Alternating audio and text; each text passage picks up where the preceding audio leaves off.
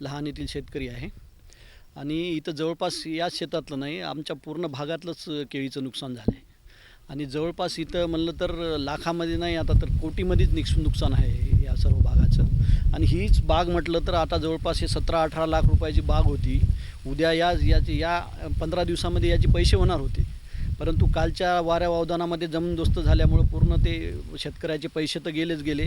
परंतु आता हे पूर्ण जे नुकसान झालेलं आहे याच्यामुळं जे सर्व पडलेलं आहे, बाहेर काढण्यासाठी सुद्धा शेतकऱ्याचे पैसे नाहीत. आता इतक्या मोठ्या प्रमाणामध्ये जे येणार होते पैसे ते तर गेलेच गेले, पण आता याच्यासाठी वेगळा पैसा खर्च करून याला बाहेर काढावं लागणार आहे. ते एक मोठं नुकसान आहे.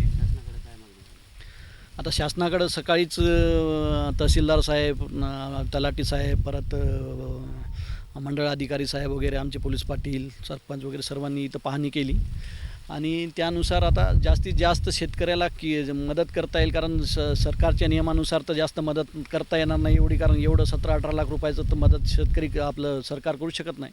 परंतु जेवढं जास्त होईल जितकं म्हणजे शेतकऱ्याबद्दल थोडी संवेदनशीलता आणून त्यांनी मदत करण्याचा प्रयत्न शेतकऱ्यांना जरूर करावा.